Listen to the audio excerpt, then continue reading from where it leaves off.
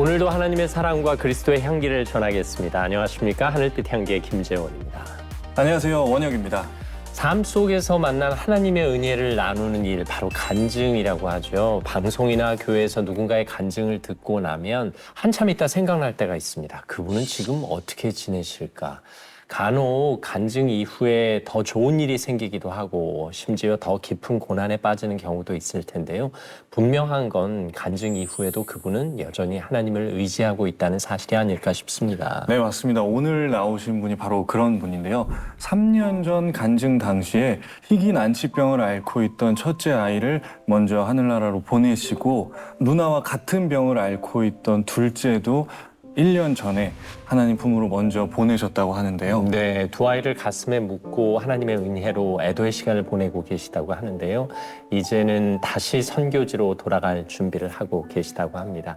이샘물 선교사님, 오늘 하늘빛 향기의 주인공입니다. 어서 오십시오. 어서 오세요. 안녕하세요. 이샘물입니다.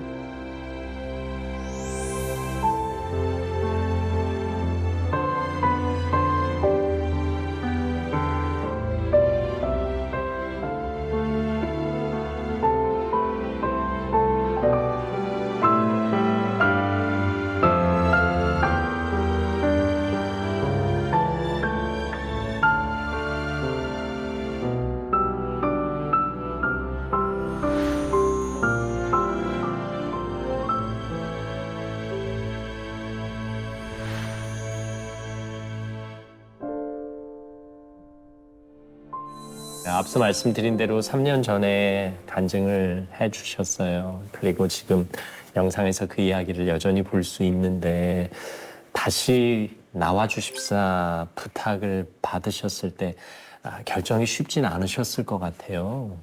이제 조금 빛으로 나오려고 하던 중인데, 방송?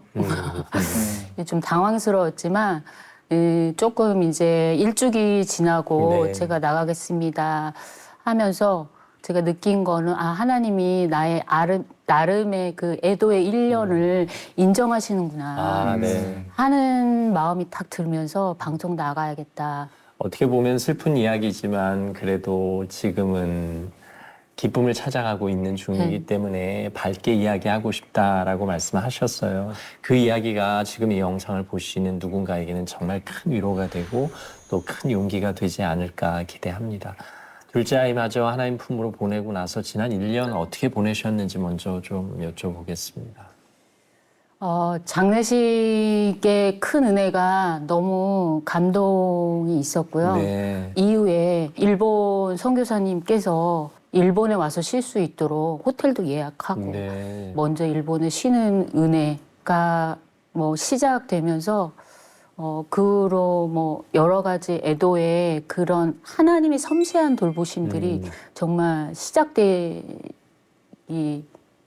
순간순간 하나님이 네네네네. 마치 계획표를 네네네네네. 짜놓고 이루어 가시듯이 애도의 과정을 함께 하셨다는 이야기로 네네네. 들리네요. 네. 네. 남편 생명 선교사님께서도 나름대로의 애도의 시간을 잘 보내신 거죠? 예, 지금 열심히 이제 맡은 사역들이 많아서 열심히 사역을 하면서 나름의 이제 또 애도 시간, 한별이 때도 그랬고 애도 시간을 보내고 있다고 믿으며 제가 또 함께 기도하고 네. 있습니다. 근데 이제 말씀하신 대로 우리 남편분이신 이생명 선교사님, 또 같은 선교사님이세요.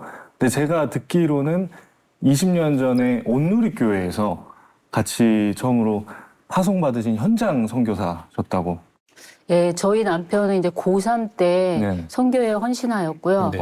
97년도에 이제 하 목사님 비전을 따라서 온누리 교회에 와서 선교 비전 꿈을 키워 가면서 저희 남편이 이제 두란노 선교회 저희 국제 선교회 간사로 이제 2000년부터 일하기 시작했고 2001년도 7월에 결혼하여서 2002년도 가을에 훈련을 받고 12월 파송식을 하고 다음 해 2월에 우즈벡으로 그렇게 나갔었습니다. 네. 기억력이 굉장히 좋으신 거예요. 그러게요. 마치 네, 모든 어제 일들을. 일처럼. 네. 제가 선교 열심이 너무 심해가지고 그때 신혼여행지를 우즈베키스탄, 아. 튀르키예를 갔었습니다. 선교지를 미리 답사하는 마음으로. 네. 그러면 생명이라는 이름, 샘물이라는 이름이 참 값지고 귀한 이름처럼 네. 들리는데 네, 네. 선교사 사역명이신 건가요? 네, 네. 우즈베키스탄 사역지를 이제 품게 되고 장기 선교사 선교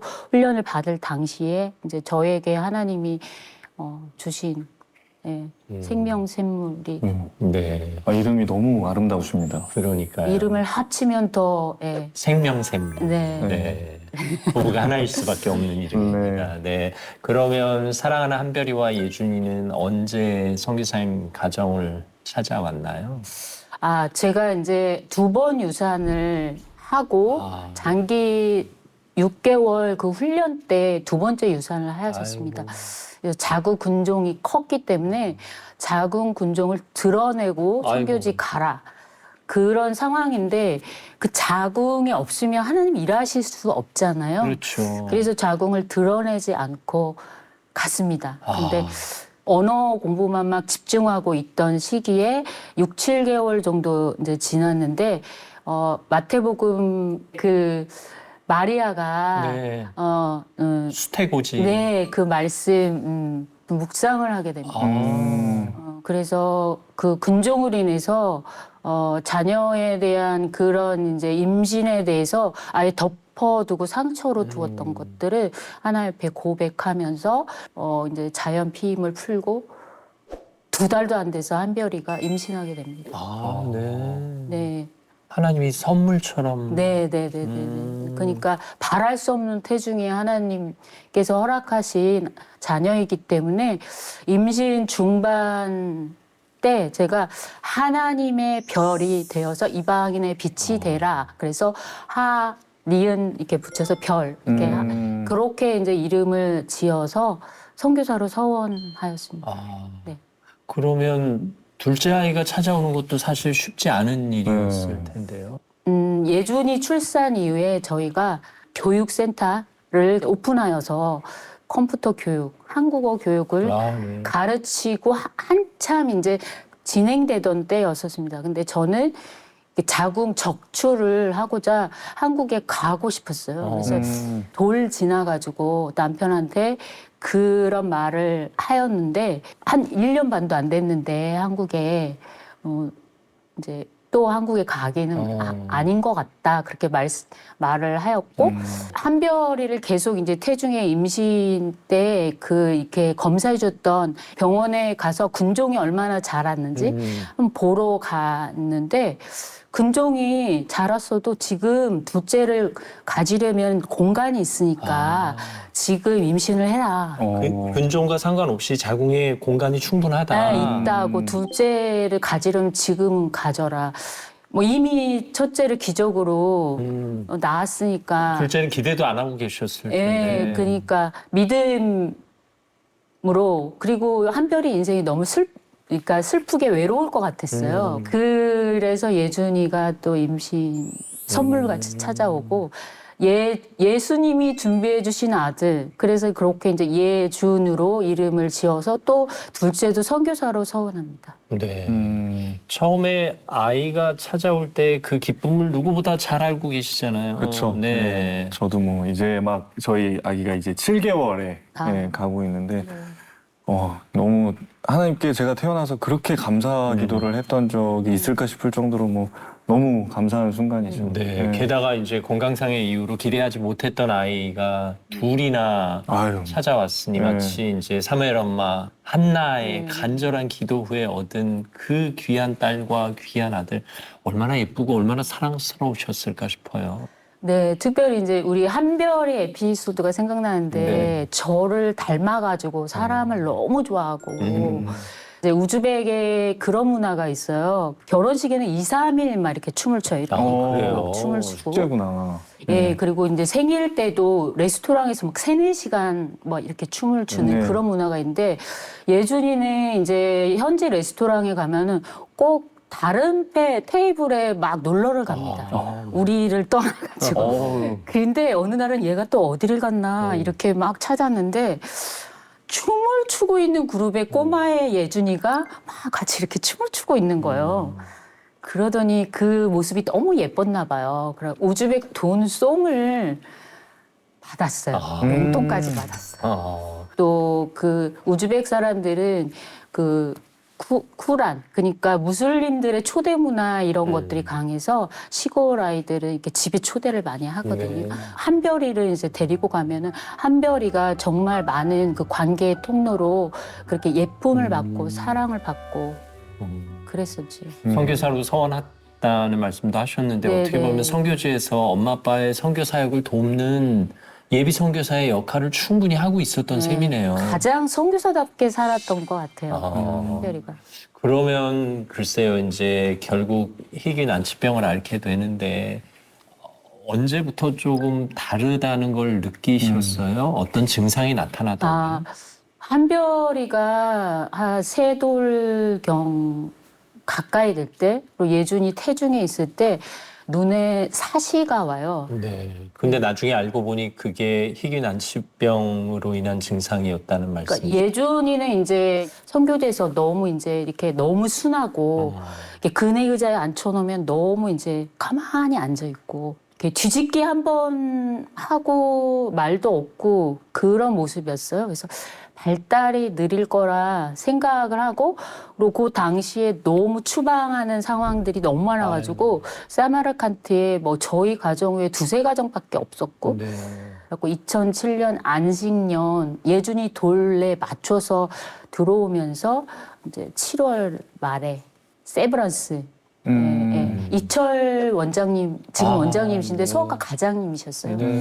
처음 이제 진료를 받았는데 머리가 커 보인다 이렇게 말씀을 해주시고 예준이 질병으로 인해서 근조직 검사 마지막으로 이제 근조직 검사로 미토콘드리아 근병증이라는 그 병명을 확진할 때 그때 이제 한별이도 나오는. 그러면 예준이가 먼저 진단을 네. 받고 네. 이어서 한별이 누나가 진단을 받은 셈이네요. 네. 지금 굉장히 생소하거든요. 네. 처음 들어보는 병명이기 때문에 네. 미토콘드리아 근병증이라는 걸 좀 이렇게 설명을 좀 해주실 수 있을까요? 네, 미토콘드리아라는 세포 소기관이 있어요. 네. 그게 이제 에너지를 만드는 역할을 하는데요. 그 역할을 하지 못해서 특별히 뇌 기능 그리고 모든 장기, 몸의 근육 이런 게 퇴행하면서 단명하는 병으로 알고 있고요. 모든 연령대에 나타납니다. 잠재되어 있다가 그리고 예준이가 확진 받았을 때만 해도 2004-5년 정도에 진단명이 생겼기 때문에 많지 않았어요. 근데 지금은 이제 그 검사 체계가 확실해졌기 때문에 굉장히 지금 많아졌어요. 미토콘드리아 근병증. 그때만 해도 신종 질환이에요. 네, 완전 소아과 교과서에 없던 심지어. 그 정도로요? 레지던트들 공부할 때. 예준이 진단 받았을 때도 하늘이 무너지는 것 같으셨을 텐데 한별이까지 같은 병이라는 걸 알고 나셨을 때는 그때 심정은 정말 한별이는 예준이도 마찬가지였고 이 질환에서 또 건강하게 가는 또 그렇게 좋아지는 케이스도 있어요. 네. 그러니까 저는 이제 믿음으로 나아지는 그리고 한별이는 확진을 받았지만 그때는 걷고 말하는 그런 상황이었기 때문에 하나님 놀랍게 지금까지 이렇게 잘 건강하게 지켜주셨구나.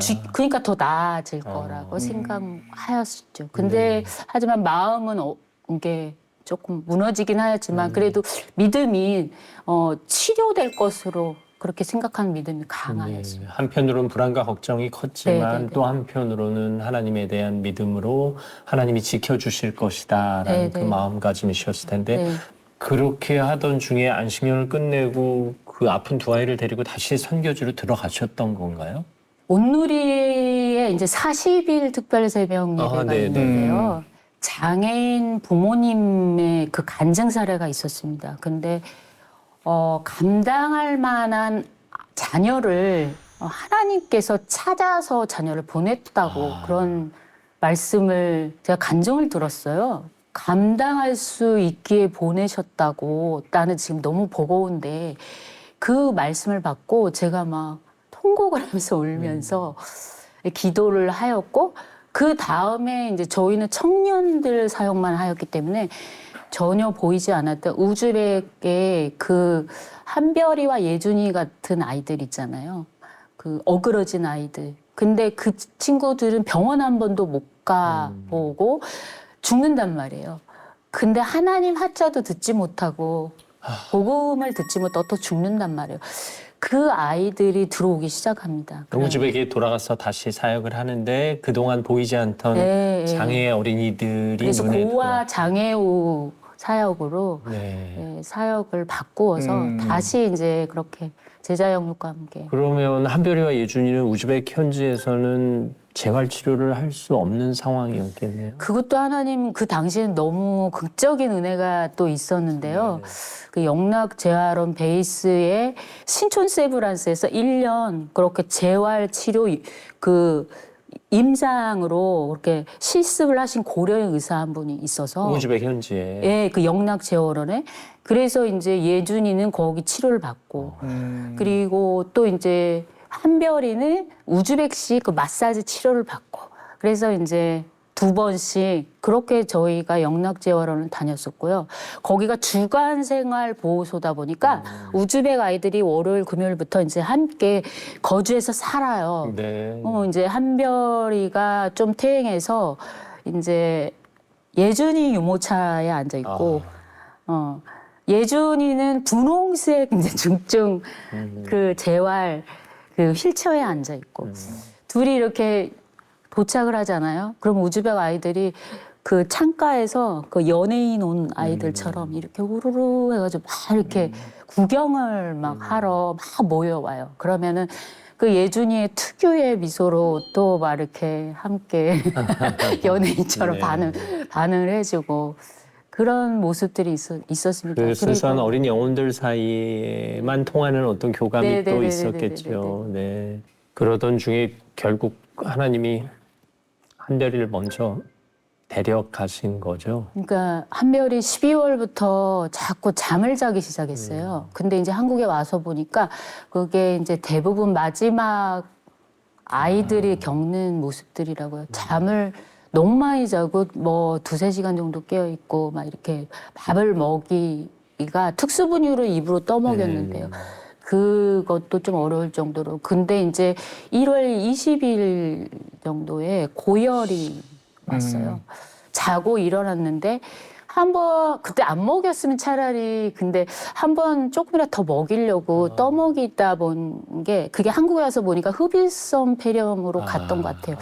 그러니까 이제 가래가 계속 막혀가지고 호흡이 너무 이제 이렇게 심해지는 상황 깨워서 그냥 이렇게 심폐소생 수술을 했는데 이렇게 갈색 이물질을 다 토해내고 네, 20분 만에 호흡이 멎어서 이렇게 한별이를 네, 뭐 손쓸 수도 없이 호흡곤란으로 보내고 무슬림 국가다 보니까 화장을 할 수 없어서 장례차 한국으로 들어갑니다 하고 왔는데 장례 예배가 너무 큰 은혜가 있었습니다. 그래가지고 장례 예배 때 그래도 하나님이 여러 모양으로 위로를 해주셨군요. 네. 그때 어떠셨는지 좀 여쭤보겠습니다. 그러니까 그 미랄 사냥처럼 세상을 구원하기 위해 그 정말 필요할 그 제물로 그러니까 한별이를 받으셨다는 그런 고백들을 장례 때 하였고요. 그리고 정말 많은 분들이 오셔가지고 또 장례 마치고 막 이렇게 안아주는 허그의 그 위로로 인해 가지고 눈물을 흘리면서 너무 감사하는 그리고 묵막 장지에 묻힐 때까지 정말 많은 분들 선교사님들 한국에 계신 선교사님들까지 막 이렇게 일렬로 막 이렇게 같이 막 가주시고 그런 선교사 자녀인데 그런 장례를 하였던 드문 것 같아요. 지금은 거의 없는 것 같고.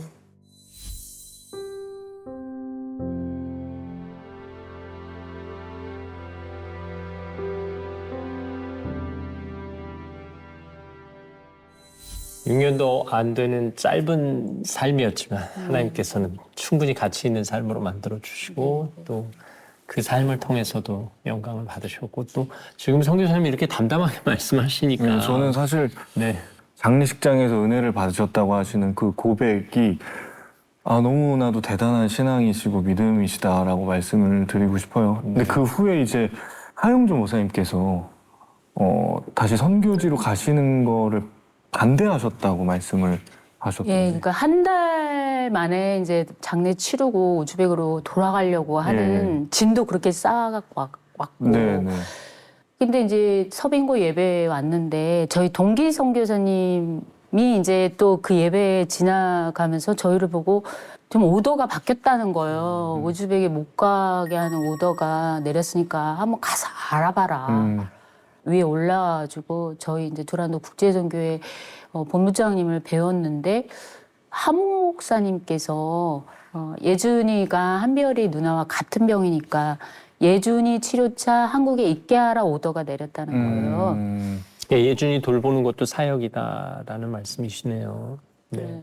그리고 그 뒤로 이제 한국에서 줄곧 예준이를 돌보며 15년을 사역하셨습니다. 이렇게 오래 있을 줄 몰랐고요. 1년 정말 저는 그때도 우즈벡에 대한 마음이 컸기 때문에 2011년, 12년도에도 계속 기도하면서 우즈벡에 가겠다고. 근데 예준이 데리고라도 가겠다고. 예, 저희 셋이 가겠다고. 근데 계속 이제 리젝 당하고. 근데 2013년도에 이제 흡입서 폐렴이 와서 아이가 기관절개를 하고 인공호흡기 환자가 되어버리니까 비행기를 탈 수 없기 때문에 네. 이제는 제가 우즈벡을 가는 걸 꿈꿀 수 없는 상황이 되어버렸어요. 아니 근데 이미 한별이가 네. 그렇게 떠났고 예준이마저도 같은 아픔을 지금 갖고 있는데 한국에서 저 같으면 사실 한국에 있고 싶을 것 같거든요. 이 선교라는 걸 생각할 정도의 여유나 이런 그럴 수 없을 것 같은데 다시 또 가고 싶다고 지금 말씀을 하셨는데 어떤 한국에 있어도 아이는 죽거든요.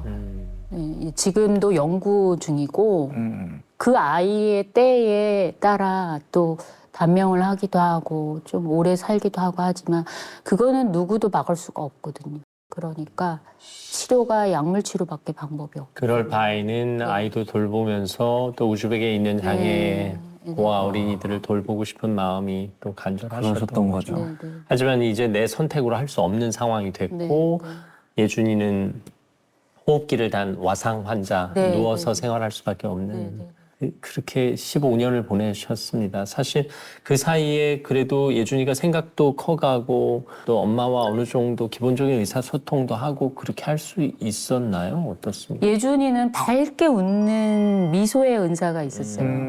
근데 잠시 중환자실에 이제 있을 때에 그때 미소가 사라져버린 그 시간들 속에 또 호흡이 이제 회복되길 또 기도하였지만 하나님 그 미소를 회복시켜 주십시오. 제가 그렇게 간절히 기도하였는데 예준이의 삶을 보면 미소 하나를 하나님께서 회복시켜 주셨어요.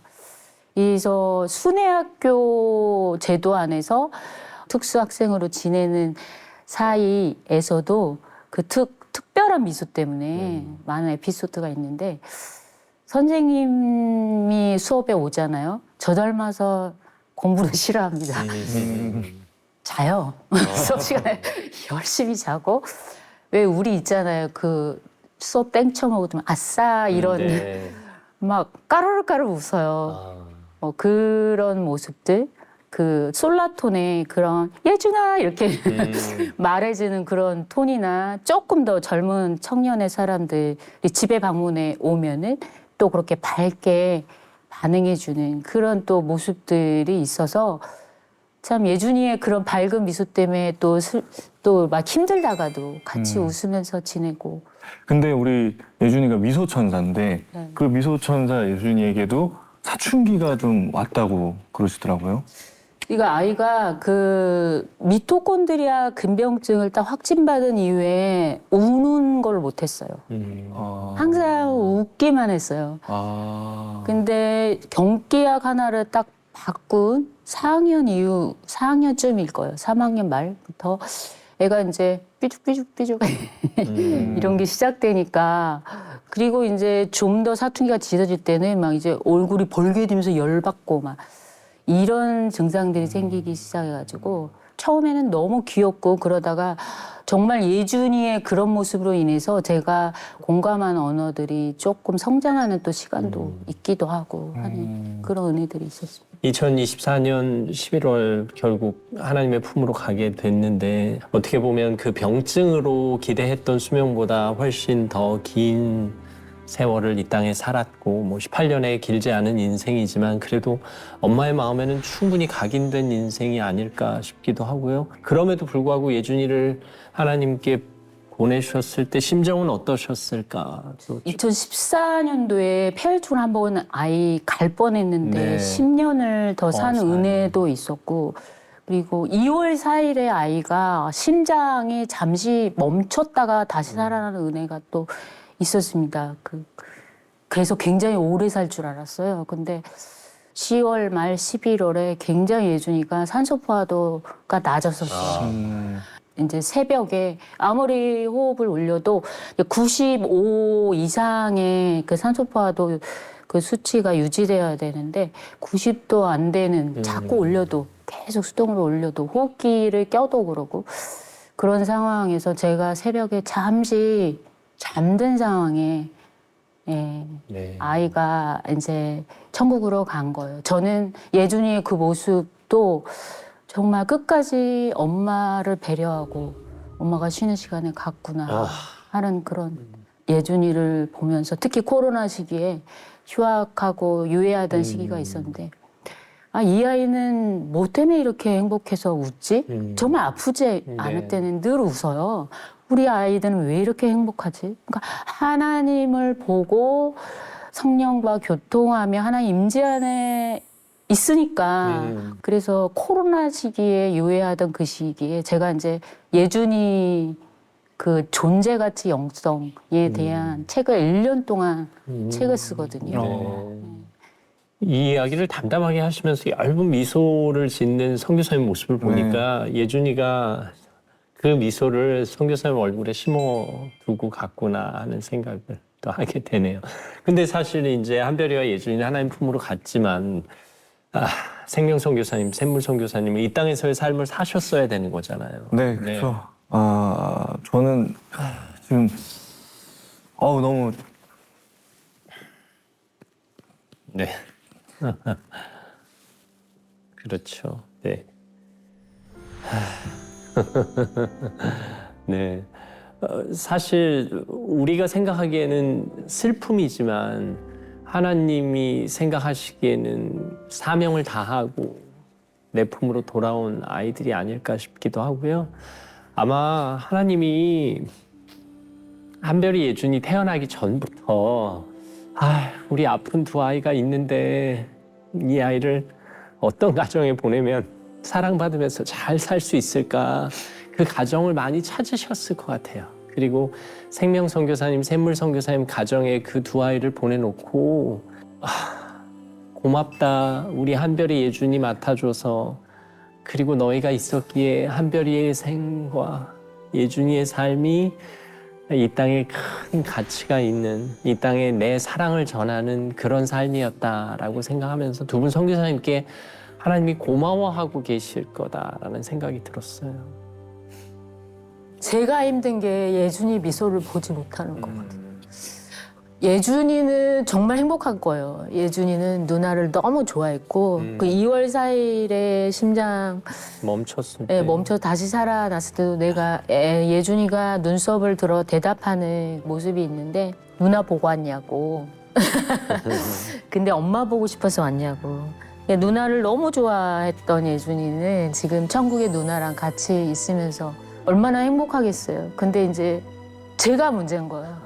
그리고 장애인 부모들은 그 내가 케어하고 있는 자녀보다 하루라도 더 사는 게 맞아요. 소원인데 제가 이제 예준이 책을 쓸 때도 예준이 돌보는 게 큰 사명이라고 하였는데 그 사명을 저는 마친 거예요.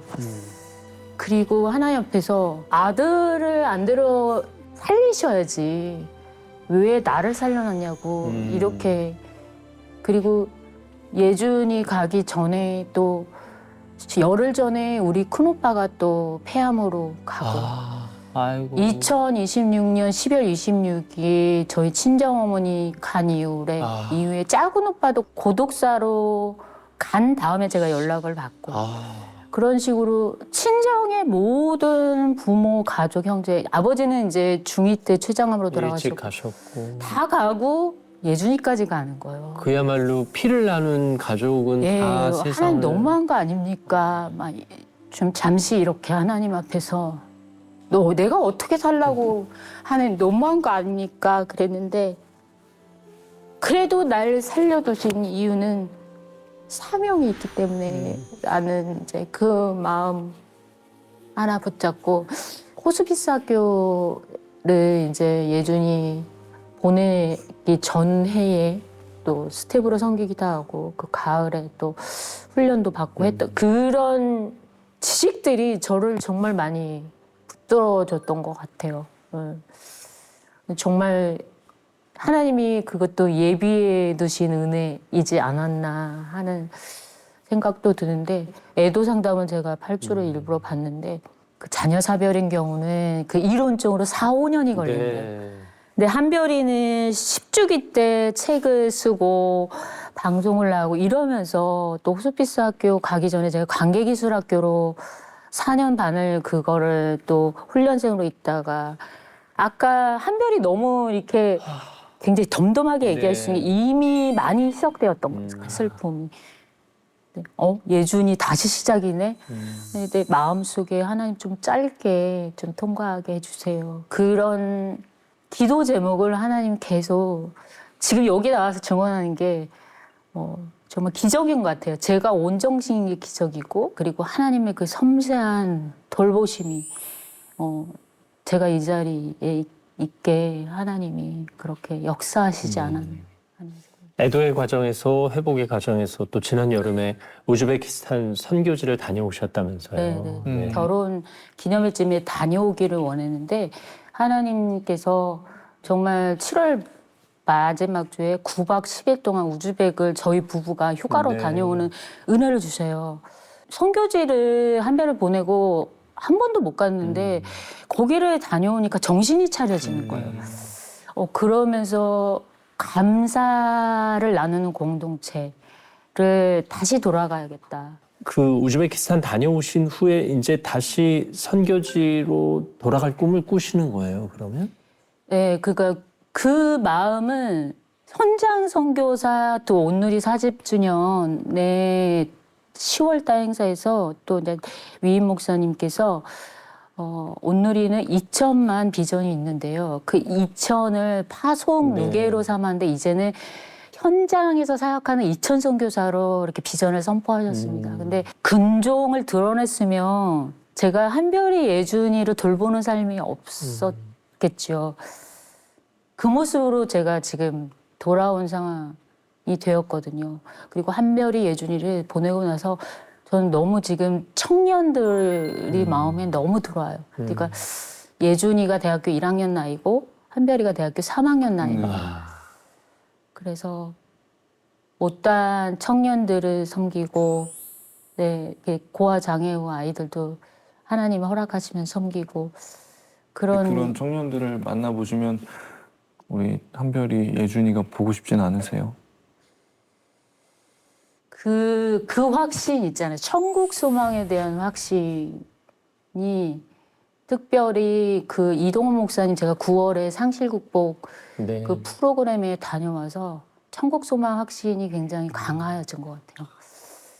그러니까 자녀들을 많이 키우지만 오히려 어렸을 때 예수를 믿다가도 하나님으로부터 멀어지고 떠나는 자녀들이 되게 많은 이 시대에 저는 이제 두 자녀를 또 선교사로 서원하였는데 그 사명을 다 하고 천국에 있잖아요. 그리고 솔직히 저 스토리가 천국 소망 그리고 이 예수 안에 복음 안에 해석하지 않는다면 가장 불쌍한 사람이거든요. 그렇죠.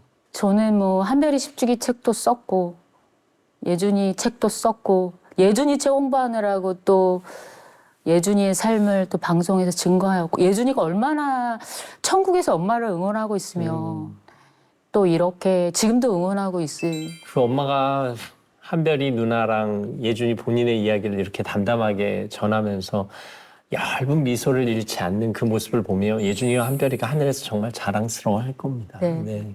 사실 성 교사님 앞으로 인생이 좀 기대가 되는데요. 성 교사님도 그런 마음이 좀 있으시죠? 앞으로 어떤 인생이 펼쳐질 것 같으세요? 실은 저는 지금 예준이 가고 나서 아무것도 할 줄 모르는 사람이 되어 있어요. 12년 동안 그냥 예준이 간병만 예준이 곁에 낮에 잠깐 활동 지원사가 봐주는 때 외출하고 뭐 마음 건강을 위해서 아까 회복 사역 그런 것들에 뭐 열심히 그렇게 그런 거지 뭐 자격증이 있는 것도 아니고. 아, 그러실 시간이 없으셨죠. 컴퓨터 관련 우리 남편은 컴퓨터 관련 AI 뭐 이런 사역에 그래서 선교행정가로 넘어오는데 저는 그런 거 하나도 못 하고요. 길치에다가 뭐 노래 하나 좀 잘했는데 이제는 노래까지도 못 하고 예준이가 살아있을 때는 난 정상이라고 막 남편한테 우겼거든요. 근데 가고 나니까 정말 할 수 있는 게 하나도 없는 사람이 되어 있더라고요. 근데 차츰차츰 하나님 이제 재활 훈련하듯이 그렇게 재활 훈련을 하고 또 저희 부부 가장 큰 기도 중에 먼저 안식인데 안식을 하고 저는 우즈벡을 가고 싶지만 저희 남편이 또 하나님 가라 하시는 그 땅에 하나님이 부르시는 그 땅 그러면은 우즈벡만큼이나 사랑하여 하게 하는 그런 마음을 또 주시겠죠. 그 땅을 갈 때까지 하나님이 또 준비시켜줄 시간들을 또 기대하면서 이제 조금 밝은 빛으로 나왔으니까 또 열심히 그렇지만 또 롤러코스터 같은 감정이 왔을 때 그래 나는 잘 견뎌왔어 이래도 괜찮아 하면서 잘 또 앞으로의 삶을 하루 감사하며 잘 살아낼 수 있을 것 같습니다. 네, 나는 아무것도 할 수 없습니다라고 고백할 때 하나님이 일하시는 거니까요. 성 교사님의 그 고백 위에 아멘. 하나님의 역사가 그대로 일어날 겁니다. 원혁 씨 오늘 어떠셨습니까? 아, 저는 너무 죄송합니다, 선교사님. 네. 선교사님께서 이렇게 담담하게 말씀을 하시는데 제가 너무 감정이 앞서버린 것 같아서 너무 죄송하고 세상의 시선에서 봤을 때는 그런 얘기들을 많이 하잖아요. 자녀를 먼저 보낸 부모들은 참 불쌍하고 어떻게 살아갈까라는 얘기를 많이 하는데 우리 하나님을 믿는 신앙인의 입장에서는 나보다도 우리 자녀들을 하나님 먼저 만나주셨다 해석할 수 있는 이 신앙의 모습이 저희에겐 너무나 감동이 되고 어떤 시련과 아픔 속에서도 하나님 믿고 의지하고 기도하고 나아가면은 다시 한번 또 살아갈 수 있는 힘을 낼 수가 있구나라는 것을 배울 수 있는 너무나 귀한 시간이었습니다. 감사합니다. 우리 인생에는 우리가 이해할 수 없는 일들이 일어나죠. 근데 글쎄요, 분명히 그 안에는 하나님의 섭리가 있으시리라는 생각을 오늘 더 깊게 하게 됐습니다. 천국 소망이라는 단어를 다시 한번 생각해 보게 됐고요.